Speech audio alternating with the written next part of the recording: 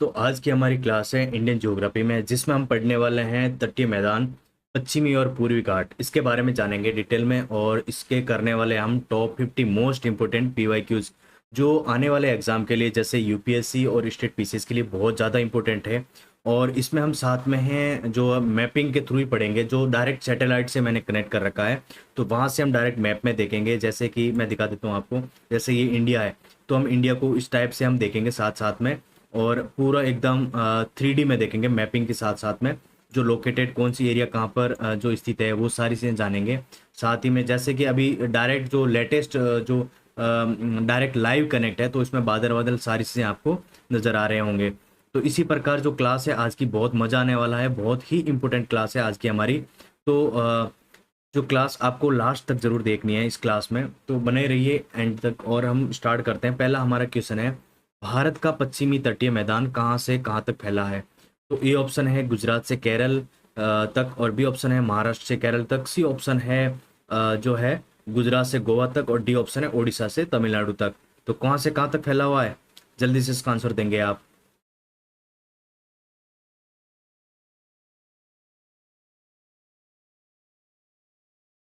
ये जो क्वेश्चन है यूपीएससी 2011 और बीपीएससी 2018 में ये क्वेश्चन पूछा गया था। जल्दी से इसका आंसर बताइए आप। ए ऑप्शन इसका राइट होगा, यानी गुजरात से केरल तक जो है भारत का पश्चिमी तटीय मैदान कहाँ से कहाँ तक फैला हुआ है? गुजरात से केरल तक। मैप में देखते हैं हम, गुजरात से केरल तक।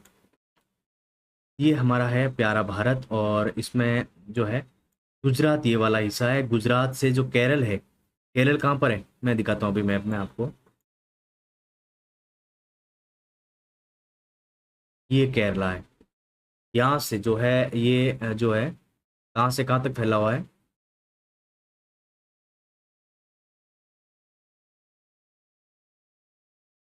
इसको हटा देता हूँ एक मिनट, ताकि आपको क्लियर विजुअल दिखे आराम से अच्छे से।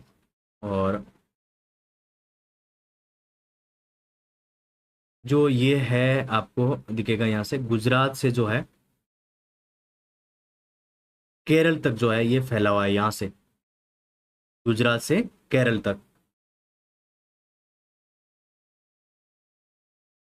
तो जो भारत का पश्चिमी तटीय मैदान कहाँ से कहाँ तक फैला है, तो गुजरात से केरल तक, कन्याकुमारी तक। अगला हमारा क्वेश्चन है, भारत का पूर्वी तटीय मैदान कहाँ से कहाँ तक फैला है? यानी भारत का पूर्वी, अभी पहले हमने पश्चिमी देखा था, और ये है भारत का पूर्वी तटीय मैदान कहाँ से कहाँ तक फैला हुआ है। तो इसका जो है ये ऑप्शन है सुवर्ण रेखा नदी से कन्याकुमारी तक, बी ऑप्शन है महानदी से गोदावरी तक, सी ऑप्शन है कृष्णा से कावेरी तक, डी ऑप्शन है गंगा डेल्टा से कृष्णा डेल्टा तक। तो कौन सा ऑप्शन इसमें राइट होगा, जल्दी से इसका आंसर बताएंगे आप। ये जो है यूपीपीसीएस और आरएस में क्वेश्चन पूछा गया था। इसका राइट ऑप्शन होगा हमारा ए ऑप्शन, यानी सुवर्ण रेखा नदी से कन्याकुमारी तक। यानी जो है भारत का पूर्वी तटीय मैदान कहाँ से कहाँ तक फैला हुआ है, तो सुवर्ण रेखा नदी से कन्याकुमारी तक। मैं आपको लोकेट में दिखा देता हूँ। ये जो है हमारा सुवर्ण रेखा, यहाँ से लगा के ये जो है ये कन्याकुमारी, यहाँ तक जो है ये, यहाँ तक तिरुवनंतपुरम, यहाँ तक जो है ये पूरी जो हमारा घाट है, ये यहाँ तक जो है फैला हुआ है। कहाँ तक फैला हुआ है? यहाँ से। तो ये ऑप्शन राइट होगा हमारा। और अगला क्वेश्चन है, मुंबई और गोवा के बीच स्थित तटीय मैदान को किस नाम से जाना जाता है? तो ए ऑप्शन है मालाबार तट, बी ऑप्शन है कोंकण तट, सी ऑप्शन है केंद्रा तट, और डी ऑप्शन है कोरोमंडल तट। तो कौन सा ऑप्शन राइट होगा, जल्दी से इसका आंसर बताएंगे आप। बीपीएससी और एमपीपीसीएस में एक क्वेश्चन राइट पूछा गया था। जल्दी से इसका आंसर देंगे आप। मुंबई और गोवा के बीच स्थित तटीय मैदान को किस नाम से जाना जाता है?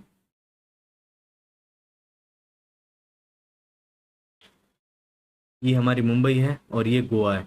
इसके जो बीच का जो तट है, इसको किस नाम से जाना जाता है? ये बीच वाला पोर्शन बताएंगे आप। ये वाला जो पोर्शन है मुंबई और गोवा,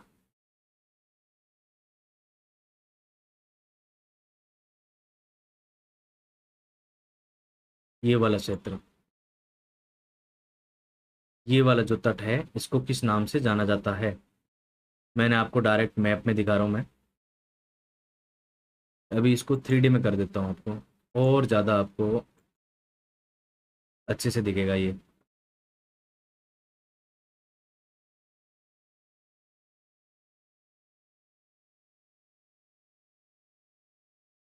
ये मुंबई है, यहाँ से जो है ये पूरा यहाँ तक जो है फैला हुआ है। तो जो है हमारा कौन सा तट होगा? कोंकण तट। ये जो मुंबई और गोवा के बीच स्थित तटीय मैदान को किस नाम से जाना जाता है? कोंकण तट को। अगला हमारा क्वेश्चन है कर्नाटक के तटीय मैदान को स्थानीय रूप से क्या कहा जाता है? तो ए ऑप्शन है कोंकण तट, बी ऑप्शन है केंद्रा, ये करावली तट के नाम से भी जाना जाता है, सी ऑप्शन है मालाबार तट और डी ऑप्शन है काठियावाड़ तट। तो कौन सा ऑप्शन राइट होगा? जल्दी से इसका आंसर देंगे आप।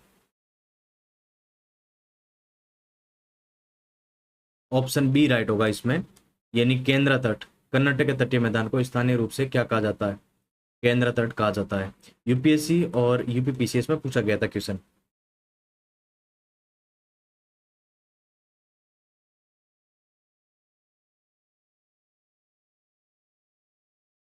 यूपीएससी और यूपीपीसी में पूछा गया था, केंद्र तट के नाम से जाता है, इसको करावली तट के नाम से भी जाना जाता है। अगला हमारा क्वेश्चन है केरल के तटीय मैदान को मुख्य रूप से किस नाम से जाना जाता है? केरल के तटीय मैदान को किस नाम से जाना जाता है? ये ऑप्शन है मालाबार तट, बी कोरोमंडल, सी उत्तरी सरकार और डी है जो है कोंकण तट। तो कौन सा तट के नाम से जाना जाता है केरल के तटीय मैदान को? यूपीएससी और जेपीएससी में पूछा गया था। जल्दी से इसका आंसर देंगे आप। केरल वाला तट जो है यहाँ पर है,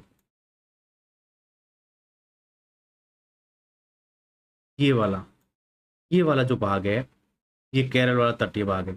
इसको किस नाम से जाना जाता है? यहाँ आपको बताना है, इसका आंसर देना है आपको।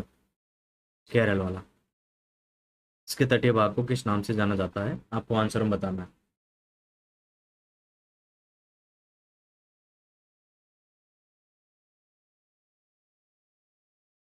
अगर और ज़्यादा जूम करोगे तो डिटेल में आपको सारी चीज़ें दिखेगी इसमें। जैसे 3D में देख रहे हैं हम, तो सारी चीज़ें जो डिटेल में आपको नज़र आएगी।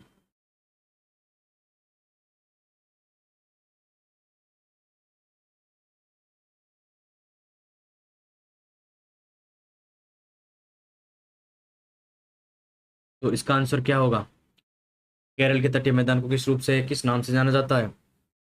ये ऑप्शन है मालाबार तट, यानी जो केरल के तटीय मैदान को मालाबार तट के नाम से जाना जाता है। अगला हमारा क्वेश्चन है केरल में पंचजल या लेगुन के लिए स्थानीय शब्द क्या है? तो ये ऑप्शन है दून, बी ऑप्शन है कयाल, सी ऑप्शन है बील और डी ऑप्शन है तराई। तो कौन सा ऑप्शन राइट होगा इसमें? केरल में पंचजल या लेगुन के लिए स्थानीय शब्द क्या है? ये क्वेश्चन बीपीएससी और यूकेपीसीएस में पूछा गया है। जल्दी से इसका आंसर देंगे आप। बी ऑप्शन राइट होगा इसका, यानी कयाल। कयाल जो है केरल में पंचजल या लेगुन के लिए स्थानीय शब्द यूज किया जाता है, कयाल। अगला हमारा क्वेश्चन है मालाबार तट पर स्थित भारत की सबसे लंबी झील कौन सी है जो नेहरू ट्रॉफी बोट रेस के लिए प्रसिद्ध है? ये ऑप्शन है अष्टमुडी झील, बी ऑप्शन है वेम्बनाड झील, सी ऑप्शन है सिल्का झील और डी ऑप्शन है पुलकित झील। तो कौन सा ऑप्शन राइट होगा? जल्दी से इसका आंसर देंगे आप। यूपीपीसीएस और आरएस में एक क्वेश्चन पूछा गया था।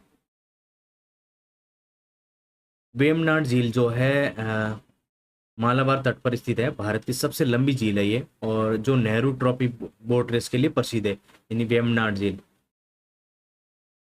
अगला हमारा क्वेश्चन है कृष्णा नदी डेल्टा से कन्याकुमारी तक पूरी तट को क्या कहा जाता है? यानी कृष्णा नदी डेल्टा है जो वहां से लगा के कन्याकुमारी तक के पूरी तट को क्या कहा जाता है? तो ये ऑप्शन है उत्तरी सरकार, बी ऑप्शन है उत्कल तट, सी ऑप्शन है कोरोमंडल तट और डी ऑप्शन है मालाबार तट। तो कौन सा तट बोला जाता है? जल्दी से आंसर दें इसका। यूपीपीसीएस 2012 और एमपीपीसीएस 2018 में ये क्वेश्चन पूछा गया था। तो इसका जो राइट ऑप्शन है वो हमारा सी ऑप्शन होगा, कोरोमंडल तट जो है जो कृष्णा नदी डेल्टा से कन्याकुमारी तक के पूरी तट को कहा जाता है। ये वाला भाग यहाँ से कृष्ण कुमारी, यहाँ से लगा के यहाँ कन्याकुमारी तक के भाग को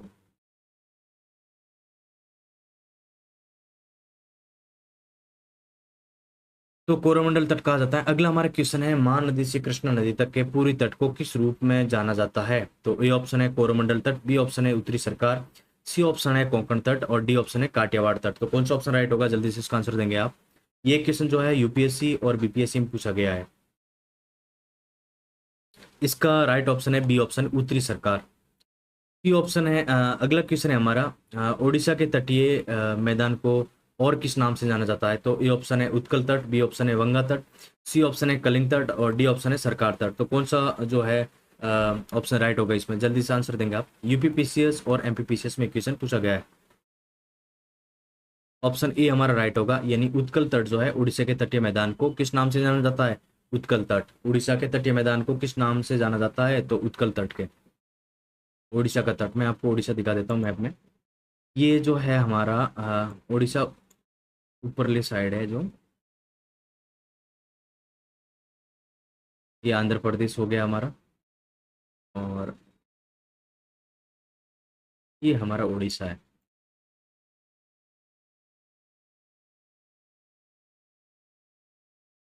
ये जो तट है, इस वाले तट की बात हो रही है। यहाँ पे जो बात हो रही है, ये वाले तट की बात हो रही है।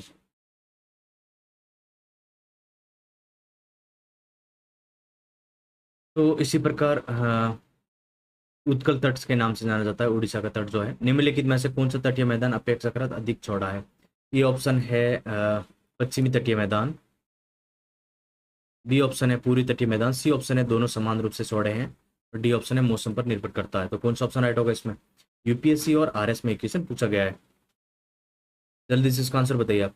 तो ऑप्शन बी जो हमारा राइट होगा, पूरी तट मैदान जो है अपेक्षाकृत थोड़ा अधिक चौड़ा है। अगला हमारा क्वेश्चन है, पूर्वी तटीय मैदान पश्चिमी तटीय मैदान की तुलना में अधिक चौड़ा क्यों है? ऊपर का था तो मतलब ऊपर वाले क्वेश्चन में था कि कौन सा है और इसमें क्यों है। तो ए ऑप्शन है पहाड़ों की अनुपस्थिति के कारण, बी ऑप्शन है पूर्व की ओर बहने वाली प्रमुख नदियों द्वारा व्यापक डेल्टा का निर्माण के कारण, जो डेल्टा बनता है तो नदी की चौड़ाई बढ़ जाती है, सी ऑप्शन है तेज समुद्री धाराओं के कारण, और डी ऑप्शन है निरंतर उत्थान के कारण। तो कौन सा ऑप्शन राइट होगा, जल्दी से इसका आंसर बताइए आप। ये जो क्वेश्चन है यूपीपीसीएस 2013 और बीपीएससी 2017 में पूछा गया था।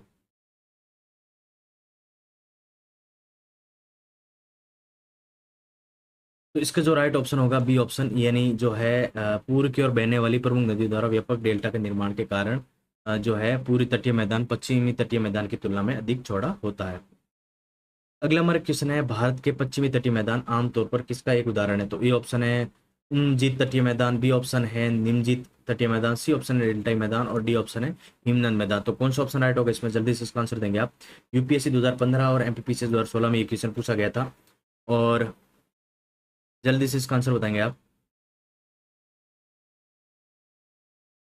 ऑप्शन बी हमारा राइट होगा इसमें, यानी निमजी तटीय मैदान जो है भारत के पश्चिम तटीय मैदान में आमतौर पर एक जो है नीम तटीय मैदान का उदाहरण है। अगला हमारा क्वेश्चन है, क्योंकि पश्चिमी तटीय मैदान एक निमजित तट है, ये किसके विकास के लिए आदर्श प्राकृतिक परिस्थितियों का मैदान है, परिस्थितियां प्रदान करता है? तो ए ऑप्शन है बड़े डेल्टा, बी ऑप्शन है प्राकृतिक बंदरगाहों को पतना, और सी ऑप्शन है व्यापक कृषि, डी ऑप्शन है रेत के टीले। तो कौन सा ऑप्शन राइट होगा इसमें? यूपीपीसीएस 2011 और आरएस 2021 में क्वेश्चन पूछा गया था, जल्दी से इसका आंसर बताएंगे आप।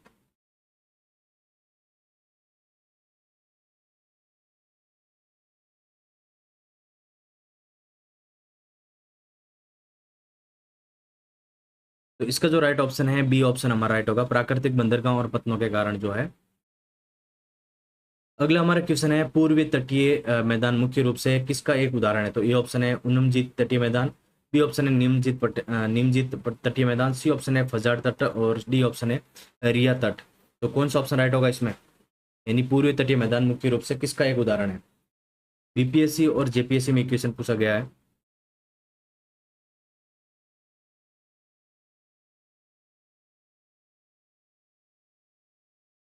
तो इसका जो राइट ऑप्शन है वो है हमारा ए ऑप्शन, यानी उनमजीत तटीय मैदान जो है पूर्वी तटीय मैदान का मुख्य रूप से उनमजीत तटीय मैदान का एक उदाहरण है।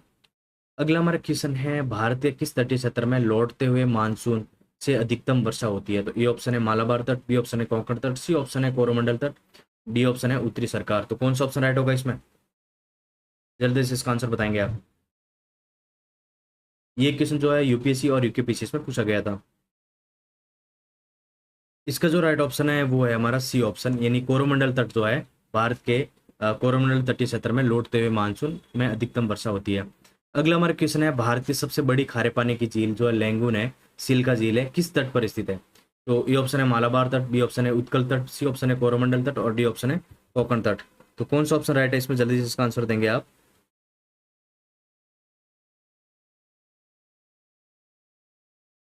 ऑप्शन बी राइट होगा हमारा, उत्कल तट जो है जहाँ पर जो है पानी की झील जो लैंगून है, सिल्का झील है, ये उत्कल तट के स्थान पर स्थित है। ये क्वेश्चन यूपीपीसीएस और एमपीपीसीएस में पूछा गया था। अगला हमारा क्वेश्चन है, भारत की दूसरी सबसे बड़ी खारे पानी की झील पुलकित झील किन दो राज्यों की सीमाओं पर स्थित है?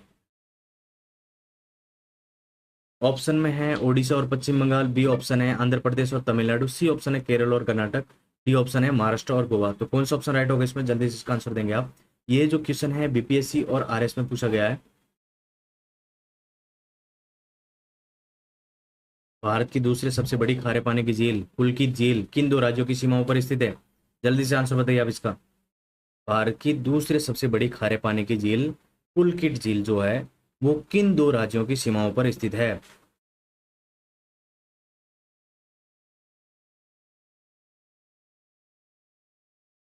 मैप पे देखते हैं।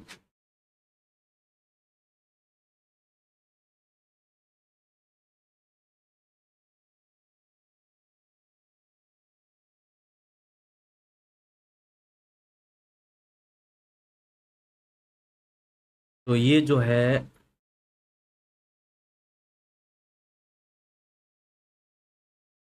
आंध्र प्रदेश और तमिलनाडु, आंध्र प्रदेश और तमिलनाडु है। यहाँ पे जो है हमारी पुलकित झील जो है स्थित है। कहाँ पर स्थित है? यहाँ मैं अगर जूम करके दिखाऊंगा तो आपको दिख जाएगी, हो सकता है यहाँ पे आंध्र प्रदेश, और यहाँ पे दिख जाएगी आपको।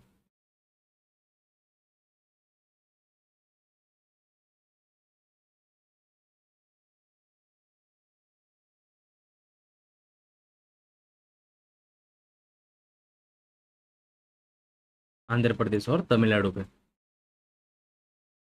तो इसका जो राइट ऑप्शन है वो है हमारा बी ऑप्शन, यानी आंध्र प्रदेश और तमिलनाडु के सीमाओं पर, दोनों राज्यों की सीमाओं पर स्थित है। कौन सी झील? पुलकित झील, जो खारे पानी की है। अगला हमारा क्वेश्चन है, एक बड़ी मीठे पानी की झील जो है जिसका नाम है कोलेरू झील किन दो राज्यों की डेल्टाओं के बीच स्थित है? तो ए ऑप्शन है महान नदी और गोदावरी, बी ऑप्शन है गोदावरी और कृष्णा, सी ऑप्शन है कृष्णा और कावेरी, डी ऑप्शन है गंगा और महानदी। तो कौन सा ऑप्शन राइट है इसमें, जल्दी से इसका आंसर देंगे आप। एक बड़ी मीठे पानी की झील कोलेरू झील किन दो नदियों के डेल्टाओं के बीच स्थित है?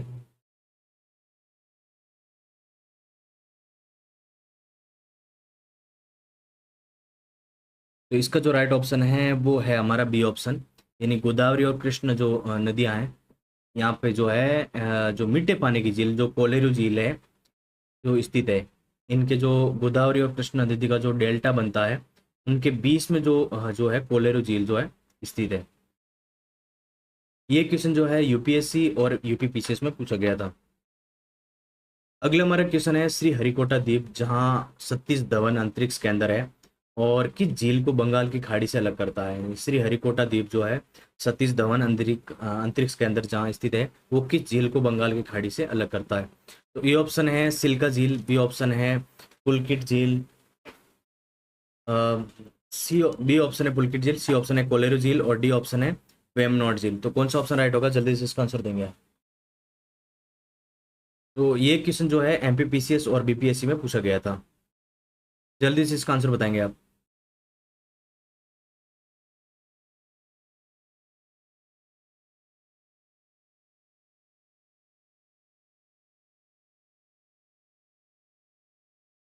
जल्दी से इसका आंसर देंगे। तो इसका जो राइट ऑप्शन है वो है हमारा